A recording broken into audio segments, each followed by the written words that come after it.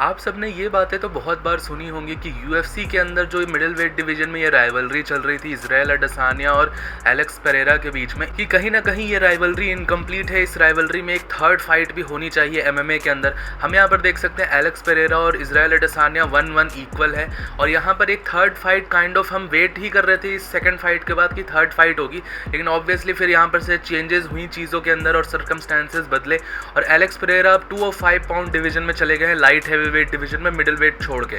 तो बहुत सारे लोग अब ये बोल रहे हैं कि लाइट हैवी वेट में ये ट्रिलॉजी फाइट होगी और Alex Pereira versus Israel Adesanya की फाइट लाइट हैवी वेट पे होगी जब एलेक्स पेरेरा ये बेल्ट जीत जाएंगे। तो इसके ऊपर यूएफसी के ही एनालिस्ट जॉन मॉर्गन ने क्या क्या बोला है, क्या एक्सप्लेन करा है और मेरा इसके ऊपर क्या ओपिनियन है, वो सब मैं आपको इस वीडियो में बताऊंगा। लेकिन उससे पहले भाइयों, आप सब वीडियो को लाइक कर दीजिएगा और चैनल को सब्सक्राइब कर दीजिएगा यूएफसी का ऐसा ही कंटेंट अगर आपको हिंदी में देखना है। तो देखिए, जॉन मॉर्गन ने यहाँ पर ये चीज़ें बोली कि डेफिनेटली यूएफसी ये ट्राई कर रही है कि अगर एलेक्स पेरेरा ये फाइट जीत जाते हैं अपनी जियान ब्लाहोविच के अगेंस्ट, और शायद अगर वो टाइटल जीत जाते हैं लाइट हैवीवेट डिवीजन में, तो डेफिनेटली इजराइल अडेसानिया फिर मूव अप करेंगे मिडिल वेट डिवीजन में और वहां पर उनसे फाइट करेंगे। तो देखिए, ये वाला जो आर्ग्यूमेंट था ये डेना वाइट ने भी बोल रखा है और बहुत सारे एमएमए एनालिस्ट और बहुत सारे लोगों ने बोल रखा है कि ये रीमैच 205 पाउंड डिवीजन में होगा।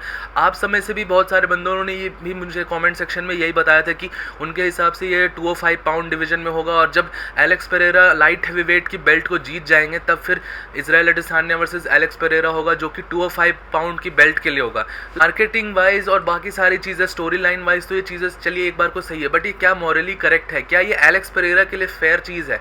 अब देखिए, इजराइल अडेसानिया ने बेल्ट जीतने के बाद क्या बोला, और मेरा पर्सनल ओपिनियन मैं बता रहा हूँ। इजराइल अडेसानिया ने इस बेल्ट जीतने के बाद ये बोला, वापस बेल्ट जीतने के बाद ये बोला कि अब एलेक्स पेरेरा को वापस से पूरे सारे कंटेंडर्स को हराना पड़ेगा और वगैरह वगैरह चीज़ें करनी पड़ेंगी मिडिल वेट डिवीजन में, तब जाके उसको मैं रीमैच दूंगा। तो एलेक्स पेरेरा क्यों रीमैच देगा, तुरंत से इंस्टेंट रीमैच देगा इजराइल अडेसानिया को वापस से लाइट हैवीवेट डिवीजन में मूव ऑन करने का?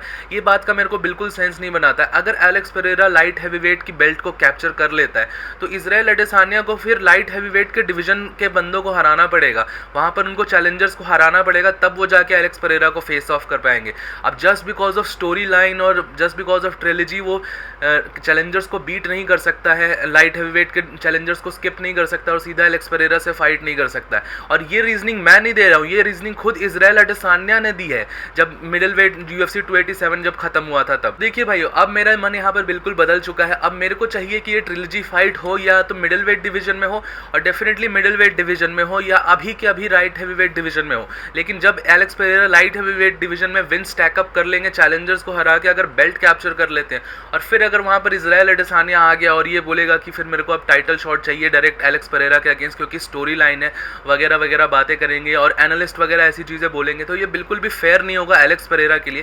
क्योंकि उस हिसाब से तो एलेक्स पेरेरा को अभी मिडिल वेट डिवीजन में रीमैच मिलना चाहिए, क्योंकि एलेक्स पेरेरा तो चैंपियन था और स्टोरी लाइन भी बहुत अच्छी मैच कर रही थी ट्रिलॉजी के लिए। लेकिन ये सारी चीज़ें यूएफसी ने नहीं करी, ना ही इजराइल अडेसानिया चैंपियन ने भी इसको एडवोकेट नहीं करा, इसको पूरी तरीके से नकार दिया रीमैच को।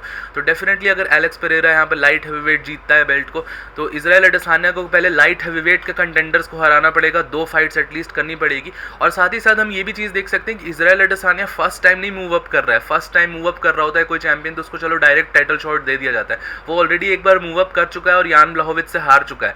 तो यान ब्लाहोविच को अगर एलेक्स पेरेरा हरा देना, तो बिना यान ब्लाहोविच को हराए बिना तो इजराइल अडेसानिया का टाइटल शॉट ऐसे भी सेंस नहीं बनाएगा। भाइयों, यही थी मेरी ऑब्जर्वेशन और मेरा ओपिनियन इस मैटर के ऊपर।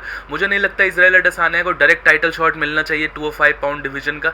अब आप सब मेरे को अपना ओपिनियन जरूर से बताइएगा नीचे कमेंट सेक्शन में, मुझे आप सबका भी ओपिनियन इस बारे में जरूर से जानना है। टिल देन, अगर आपको वीडियो पसंद आएगा तो वीडियो को लाइक कर दीजिएगा और चैनल को सब्सक्राइब कर दीजिएगा यूएफसी का ऐसा ही कंटेंट हिंदी में देखने के लिए। टिल देन, मिलता हूँ आप सबको नेक्स्ट वीडियो में अगले अपडेट के साथ।